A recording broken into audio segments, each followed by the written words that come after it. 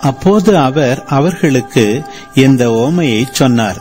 உங்களுள் ஒருவரிடம் இருக்கும் 100 ஆடுகளுள் ஒன்று காணாமற் போனால், அவர் 99 ஆடுகளையும் பாலை நிலத்தில் விட்டுவிட்டு காணாமற் போனதை கண்டுபிடிக்கும் வரை தேடிச் செல்ல மாட்டாரா?